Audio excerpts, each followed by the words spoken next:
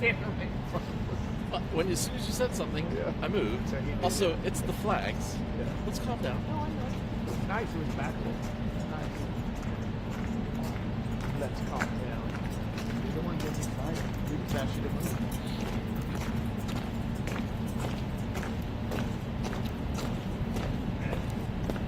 An honor guard moves into place before Zelensky's arrival.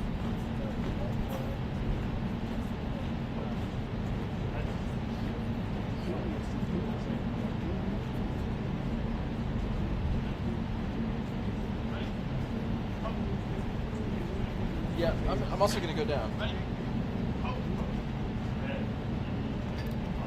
Ready? Go.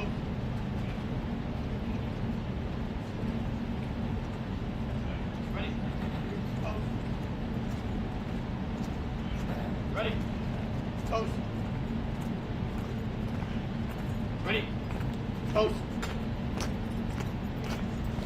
Ready? Toast.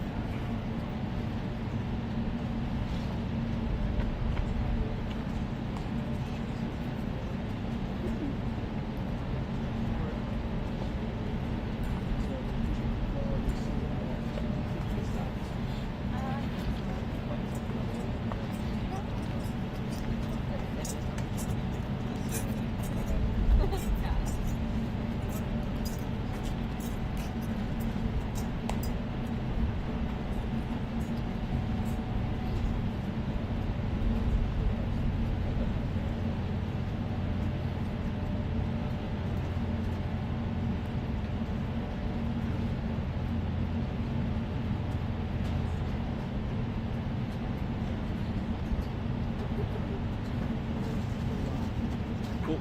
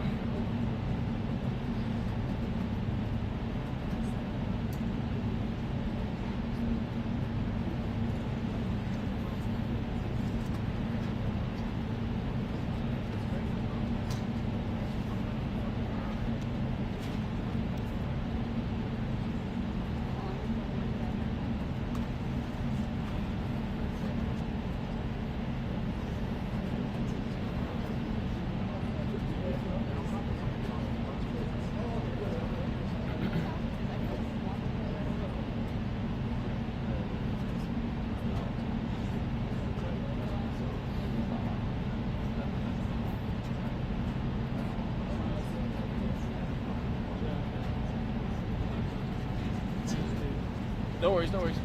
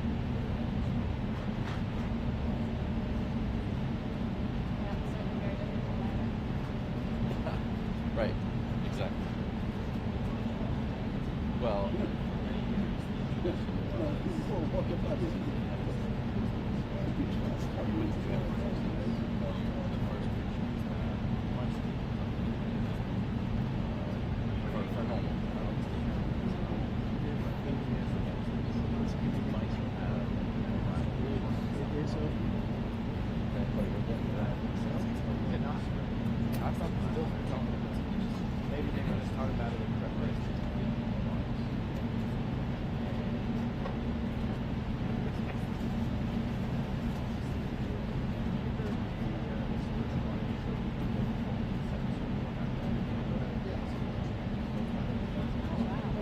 Thank you. Oh yeah. Yeah, it is. You didn't hear what happened?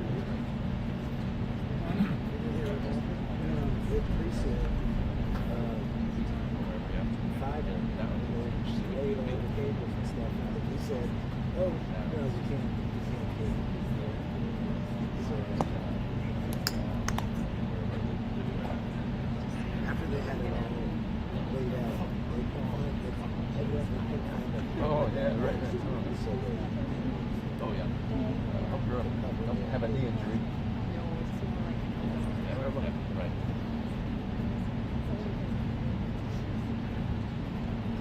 Whatever you gotta do.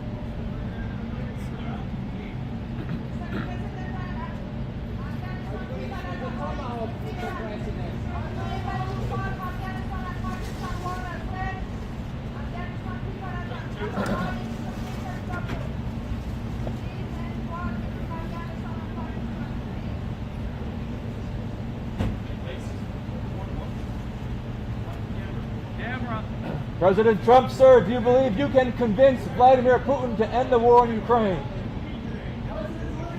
Do you believe Putin is negotiating in good faith, sir?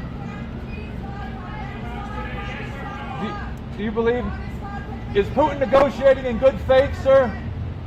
Thank you.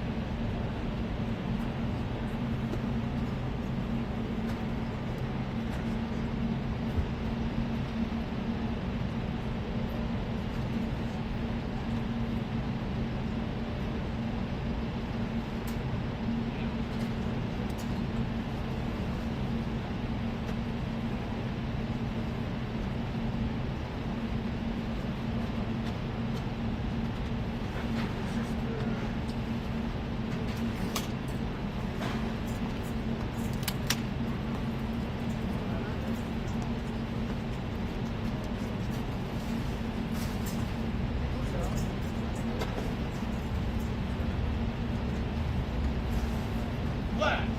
Order. Left.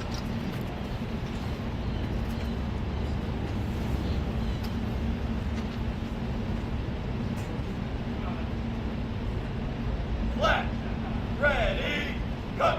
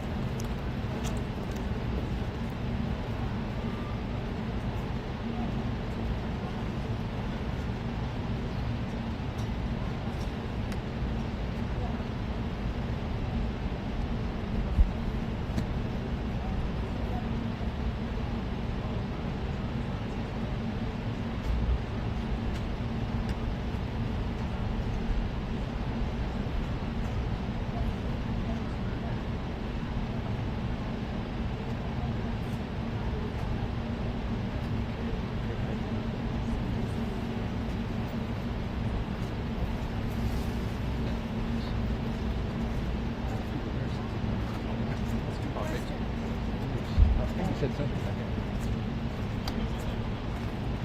We used to have a mic up there too.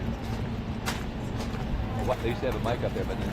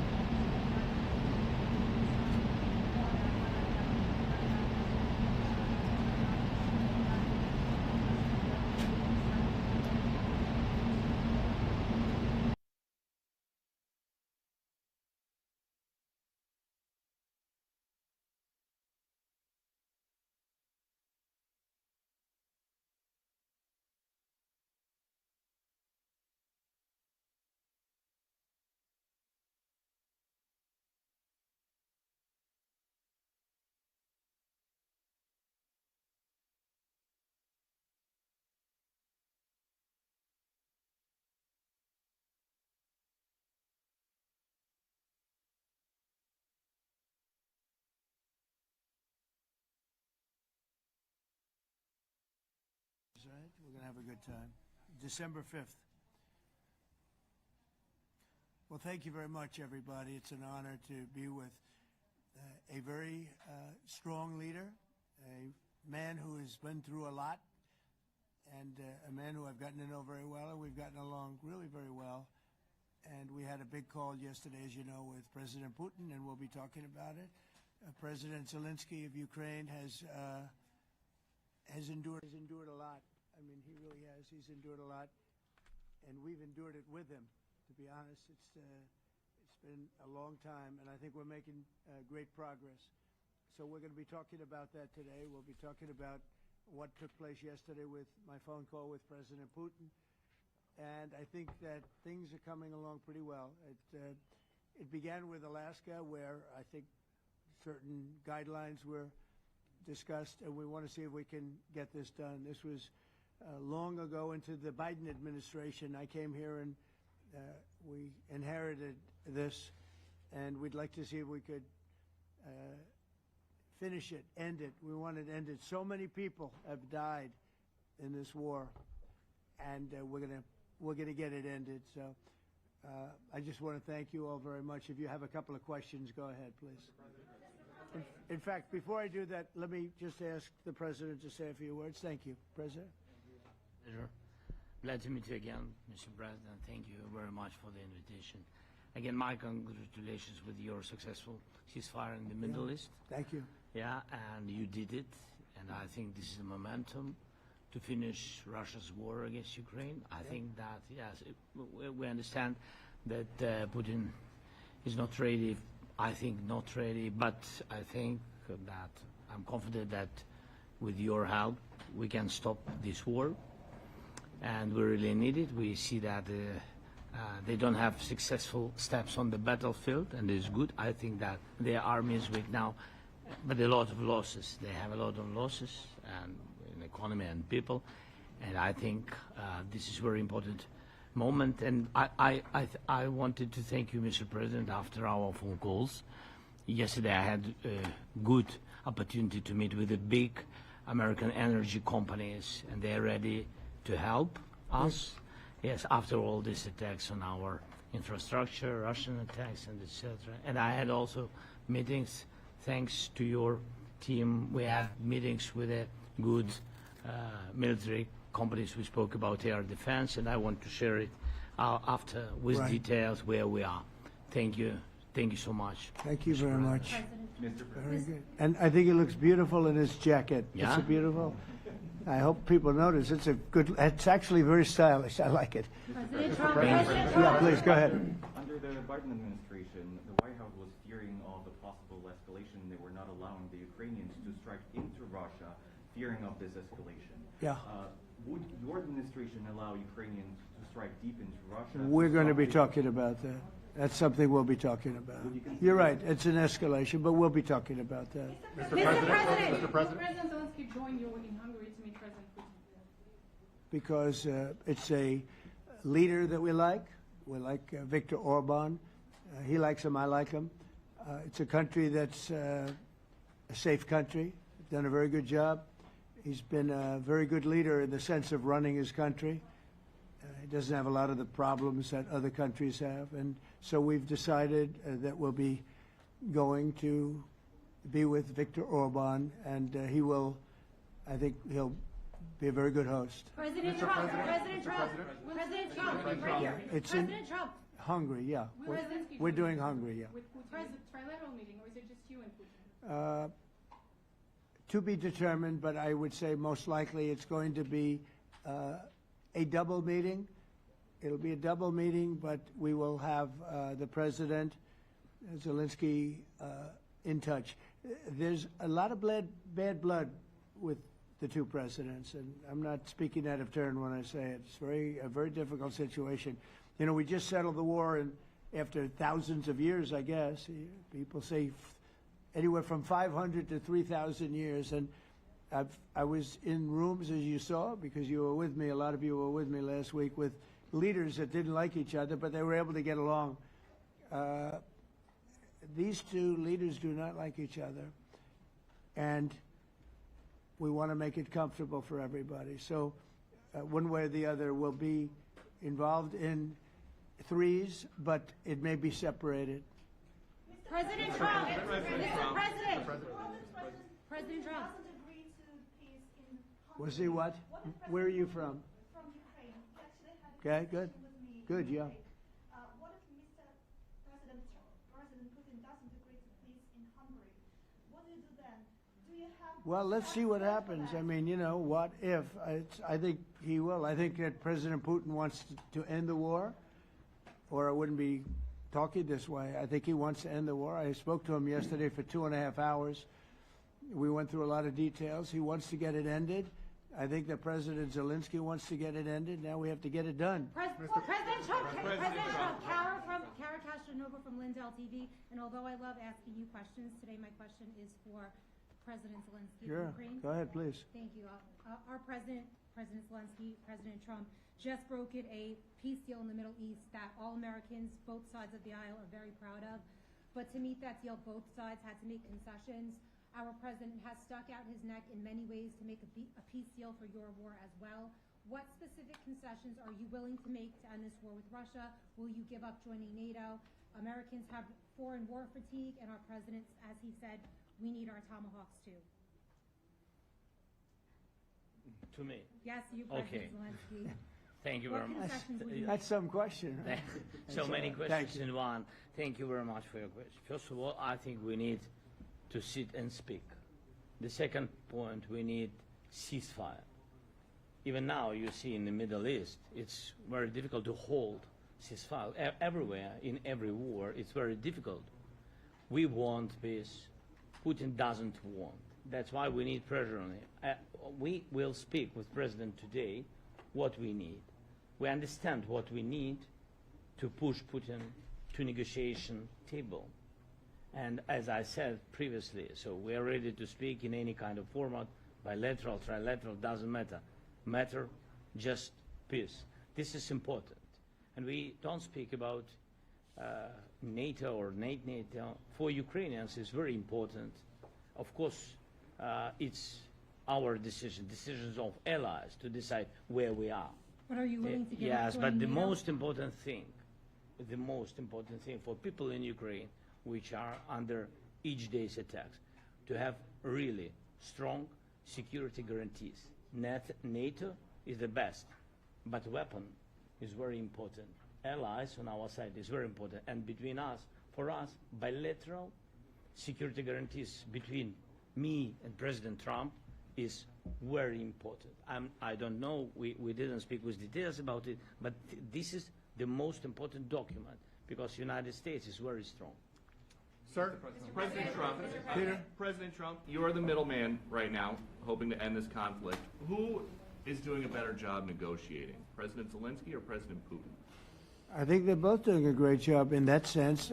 We have to get it done. We've got to take some of the hatred of each other. You know, they don't like each other. I say that in front of President Zelensky, but I say it in front of President Putin too. They have tremendous bad blood. It really is what is holding up, I think, a settlement. I think we're going to get it done, and we have to make it long-lasting. As I said in the Middle East, everlasting, right? Everlasting.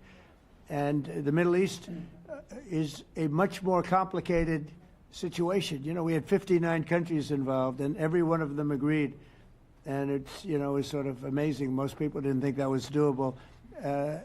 This is going to be something I really believe that's going to get done. I had a very good talk yesterday with President Putin. I think he wants to get it done. And President Peter? Zelensky, right behind you.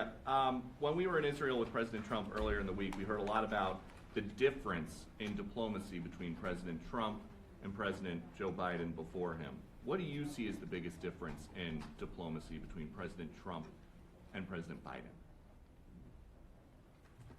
President Trump has a big chance now to finish this war. President Biden now is not the president, so he doesn't have a chance to finish this war. And President Trump is really showed for the world that he can manage ceasefire in Middle East, and that's why I hope that he will do this, and we will also have such big success. For Ukraine, it's a big chance. And I hope that President Trump can manage it. I would say the biggest difference is one is extremely competent and the other one is grossly incompetent. Sir, a few weeks ago in New York when you two met, you said that you think Ukraine could ultimately take back all the territory that it's lost so far. Do you still think that's the case, or do you think there'll have to be some sort of You swap never of know. territories? Look, you know, war is very interesting. You never know, do you? You just never know. With war and peace, but you never know.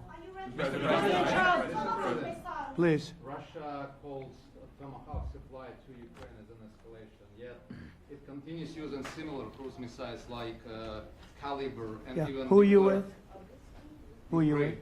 You, Ukraine? Yeah.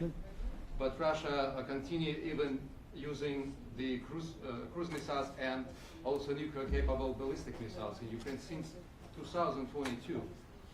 So do you consider providing Ukraine with the Tomahawk or similar missiles as an opportunity to equalize the possibilities of Ukraine and Russia and push Moscow to the negotiation table? Sure. We're going to be talking about that. That's why we're here. Okay? Fair question. Exactly as he told you to say it. But we're going to be talking about it. Okay? Yeah, please. Your message to India and Hungary, who is still refusing. You said India and Hungary? Hungary. That's India an interesting. And Hungary. India and Hungary. It's an interesting combination. Refuse to stop buying Russian oil. Well, India is not going to be buying Russian oil anymore. And Hungary is sort of stuck because they have one pipeline that's been there for years and years and years, and they're inland. They don't have sea. They don't have sea. And I spoke with the very great leader of Hungary, and they are, you know, it's very hard for them to get oil. I understand it. Hungary's in a very interesting position because they can't have ports. You know, they're surrounded by land. So we'll see what happens there. But India will not be buying oil from Russia. And they've already de-escalated, and they've more or less stopped. They're pulling back. They bought about 38% of the oil, and they won't be doing it anymore. Mr. President Trump has been helping you in achieving peace in Ukraine. Who has? First Lady Melania Trump has been helping in returning abducted Ukrainian children from Russian captivity. President Zelensky, do you appreciate those efforts? How do you assess them? And did you ask her to step in and to help you? No, she wanted to do it. She felt very strongly about the children, and she's done a really good job, I think, in bringing it to the fore. You know, we have a lot of children involved. Now, it's some people say it's 20,000, and some people say it's 300. There's a big difference between that, so nobody really knows. But she felt very strongly about the children. She thinks about the children all the time. President Trump, if you okay Tomahawks to Ukraine, what's going to happen if the United States is in a conflict and we need the Tomahawks? Well, that's a problem. We need Tomahawks, and we need a lot of other things that we've been sending over the last 4 years to Ukraine. We've been, you know, we gave them a lot. Now we have a different situation. We send it to the European Union. They pay for it and all that, and they have plenty of money. But it's beyond the money. You know, we need Tomahawks, and we need a lot of other weapons that we're sending to Ukraine. One of the reasons we want to get this war over is exactly that. It's not easy for us to give. You're talking about massive numbers of very powerful weapons. So that's one of the things we'll be talking about. Hopefully they won't need it. Hopefully we'll be able to get the war over with without thinking about Tomahawks. I think we're fairly close to that. Yeah, go ahead. President, yeah, please. Just you to understand. So for today, of course, we want to finish this war, but the war is another technological war. You don't use just Tomahawks. If you want to target a military goal, you need thousands of drones. It goes together with such missiles. Ukraine has such thousands of our production drones, but we don't have Tomahawks. That's why we need Tomahawks. But United States is a very strong production, and the United States has Tomahawks and other missiles, very strong missiles, but they can have our thousands of drones. That's why where we can work together, where we can strengthen American production. And so just so that I understand, so you're suggesting kind of a trade.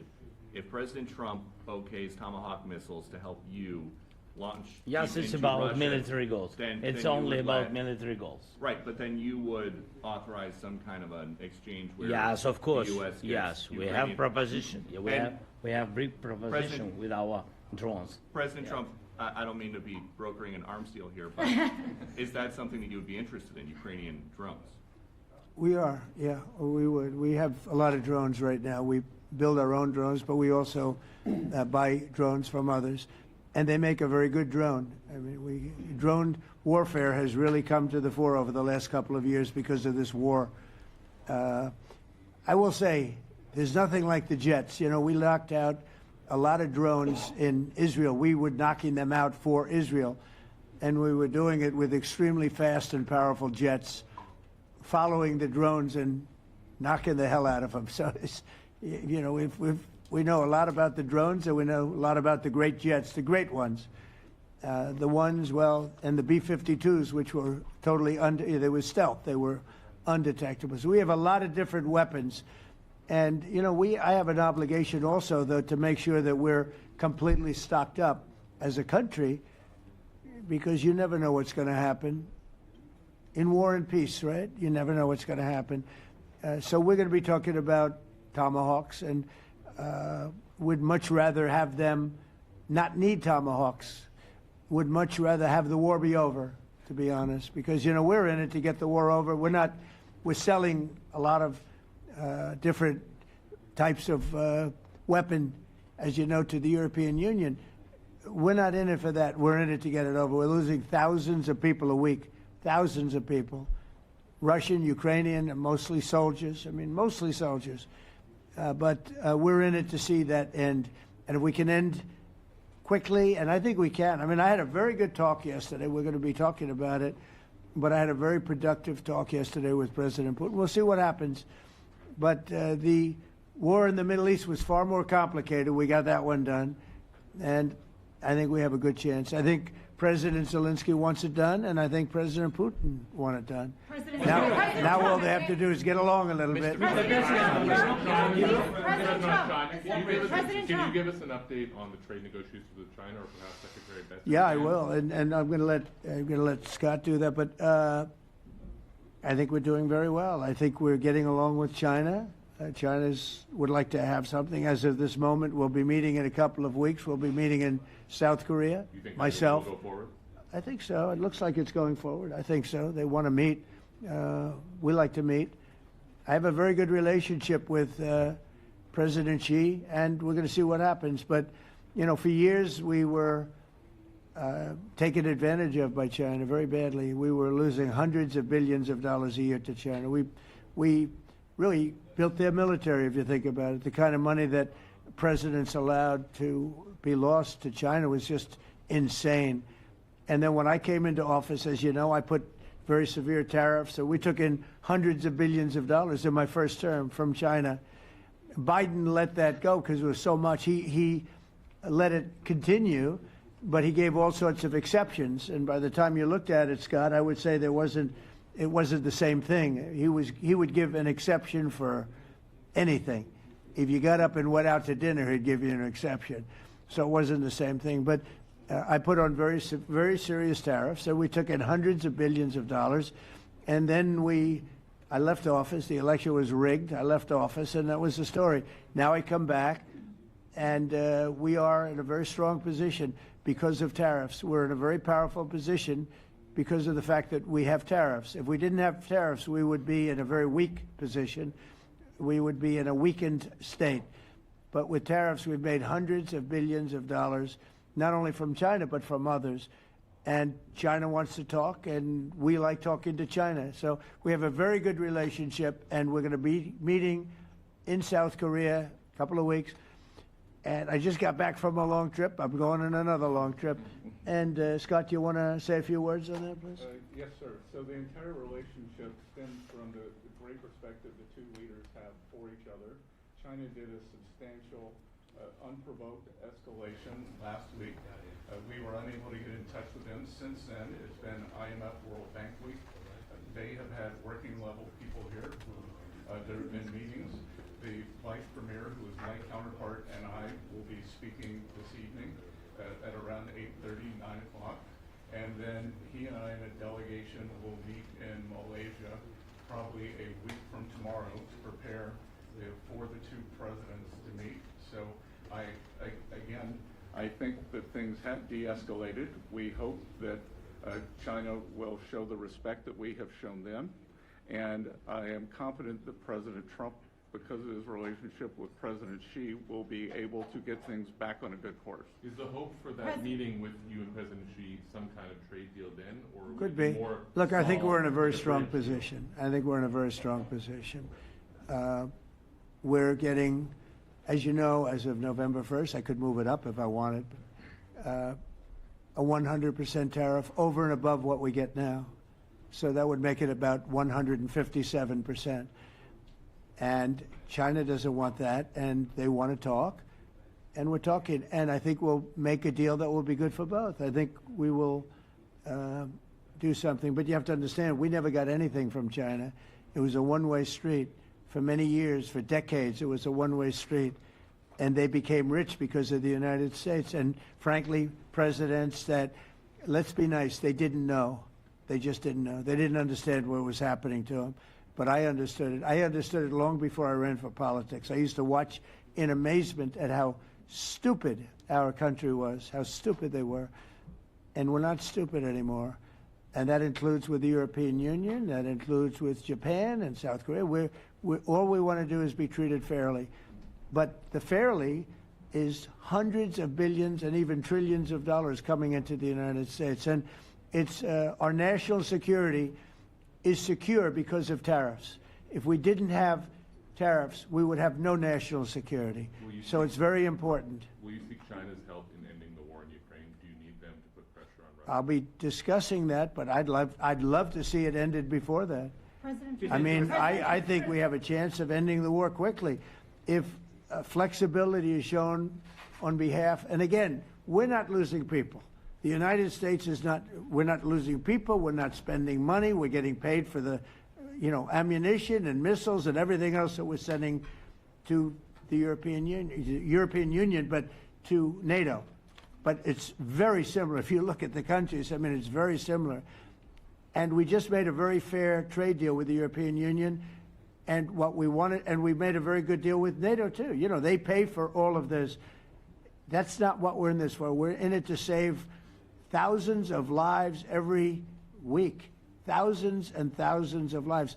That's why we're in it. And I think we have a very good chance of bringing this war to a conclusion. President Trump, you're a peace president, and your cabinet has done honestly an excellent job. I think that a lot of people could agree to that. Thank you. I'm speaking as someone who lost my father in a war, so I know the human cost. What would your advice be to American leaders, to world leaders, to neocons, to TV hosts who often speak about conflict in abstract or strategic terms rather than the human cost and the human terms? Look, my only statement is we have to get together. It's a very small group of people. It's the president, and the president. Okay, 3 presidents. And I'm the mediator president.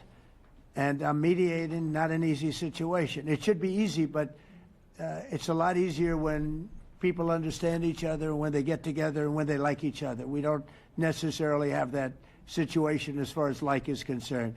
Maybe it can turn around. Maybe it can. But in the meantime, we'll have them keep a little bit of distance, and we're going to see if we can get it done.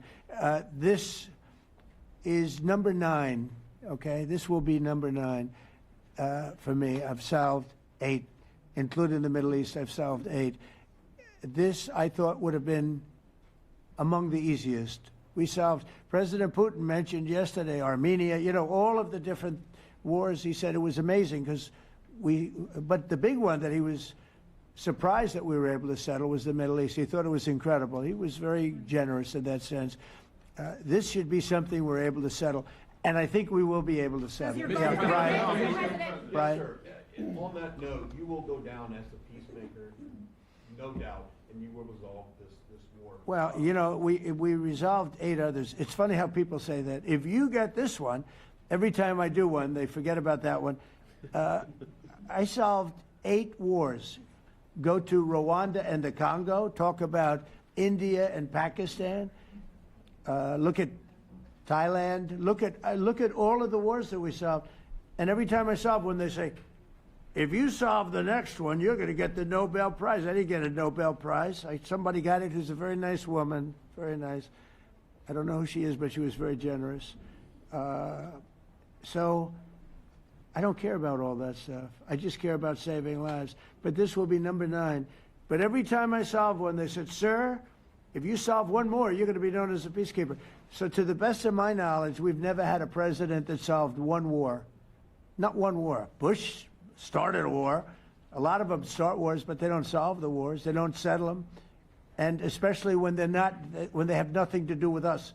I saw almost, I guess, just about all of these wars had nothing to do with us. But I saved tens of millions of lives. The Prime Minister of Pakistan said, I saved millions of lives in interceding on Pakistan. And you look at Pakistan and India as an example. That would have been a bad one, 2 nuclear nations, right? So I say this. This is pretty much the last one, although I do understand that Pakistan attacked, or there is an attack going on with Afghanistan. That's an easy one for me to solve if I have to solve it. In the meantime, I have to run the USA, but I love solving wars. You know why? I like stopping people from being killed, and I've saved millions and millions of lives, and I think we're going to have success with this war. Wait, please. This, President Zelensky, this is your 3rd time over here. Oh. And by the way, you look excellent. Thank you, sir. Thank Good you. suit for you, by the way. This is your 3rd time here. How different sitting across from the president is this time versus the 2 previous times here at the White House? And how confident are you hearing the success rate of solving these prior wars that he can get this war solved? First of all, about suit. The same suit because the same president. It's very simple. The next president will have another suit.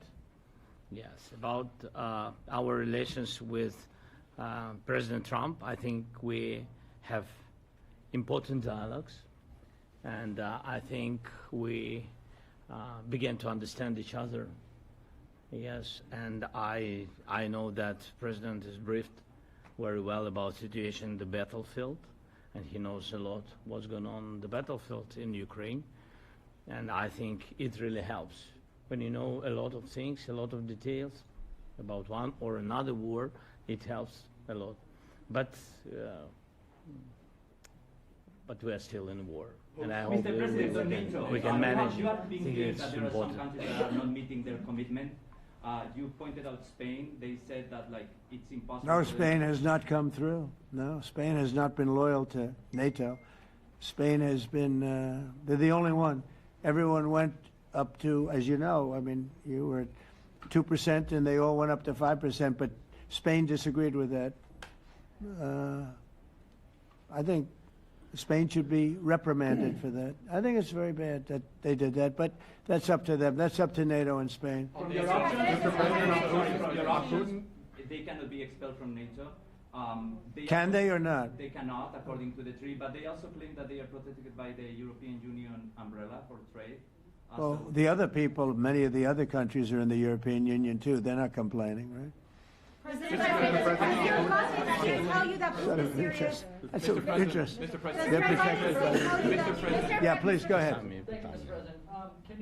Do you think you can carry the momentum from the Middle East deal over to this deal? And I if do. so, how does that move the needle? Yeah, I do. I think we carry a lot of momentum, a lot of credibility. Getting Middle East done was very important. Nobody thought it could be done. That was one nobody thought could be done, and we got it done. And a lot of that was the big hit that we put on Iran with respect to the nuclear. They took that was an unbelievable military maneuver, the B-2s, and many other planes involved, by the way, but the B-2s. Yeah, I think nobody expected that to happen, and you know we had 59 countries involved, and these were countries very diverse. You had Arab, Muslim, Jewish. You had every country, Christian.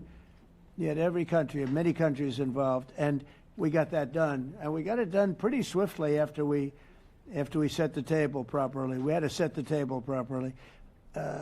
This should be one that we get done. And I think the table is set properly here now, too. And it'll be a great honor. It'll be a great honor to get it done. And the Ukrainian people are great, and the Russian people are great. And obviously they have much in common, as we understand. They have a lot in common. So it'll be a great honor to get it done. On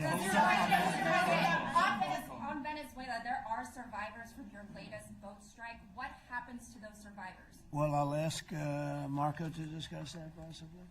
Yeah, it's well known there's an ongoing narco-terrorist operation the United States has been conducting.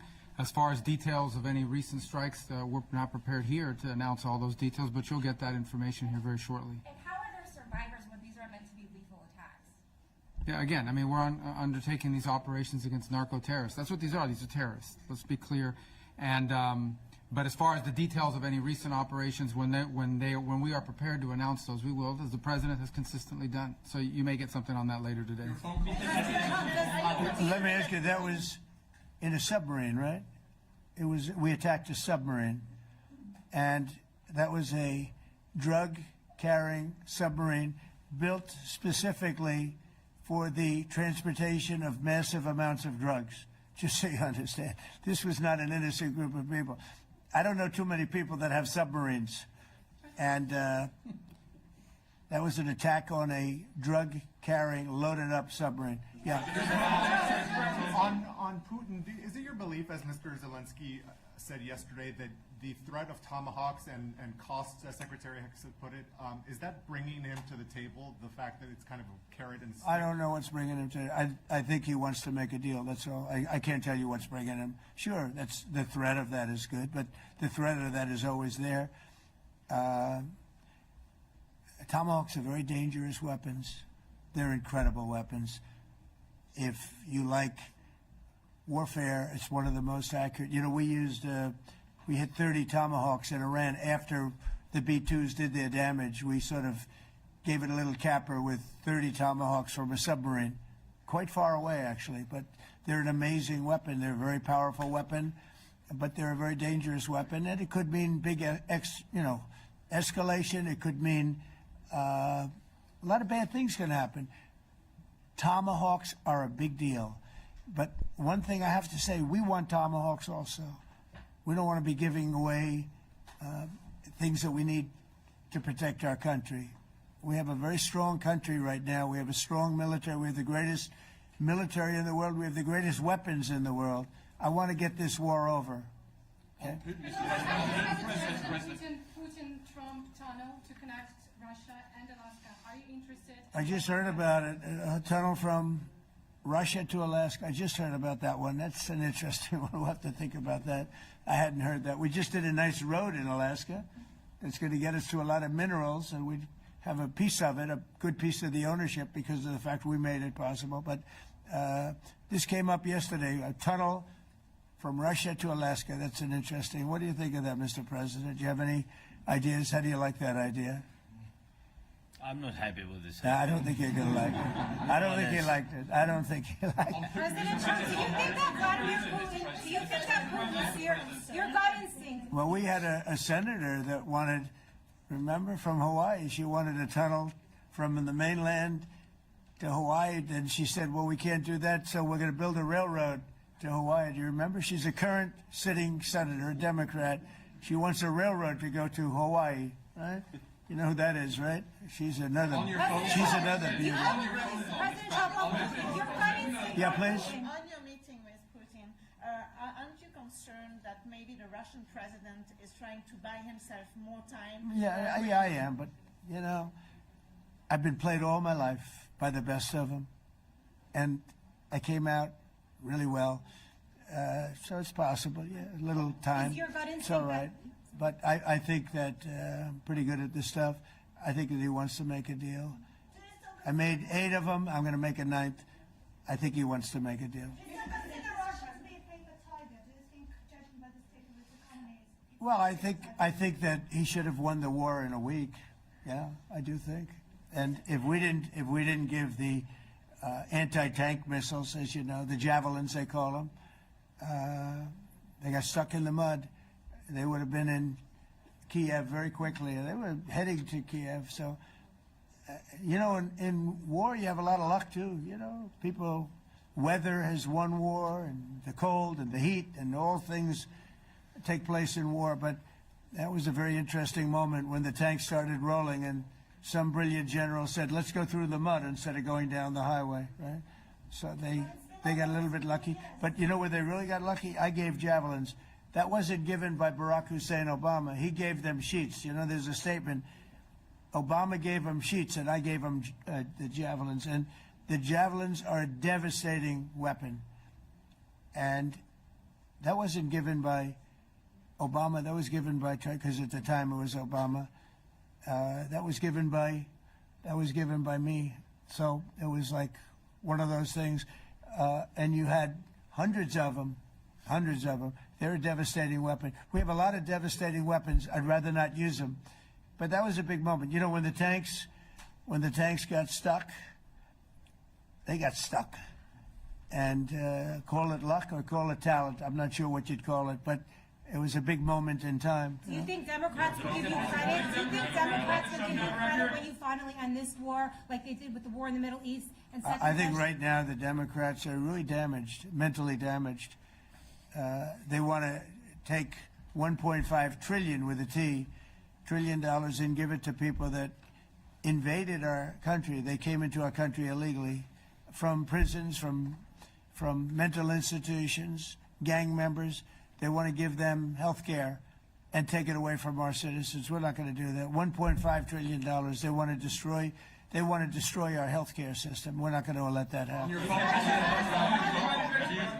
authorize CIA operations in Venezuela as part of Well, I wouldn't say that, but some interesting things are happening around the world, I'll say that. Mr. President, it has been reported that Maduro offered everything in his country, all the natural resources. He even recorded a message to you in English recently, offering mediation. What should we do in order to stop that? He has offered everything. He's offered everything. You're right. You know why? Because he doesn't want to fuck around with the United States. Thank you, everybody. Thank you. Thank you, everybody. Thank you, guys. Thanks, guys. Let's go.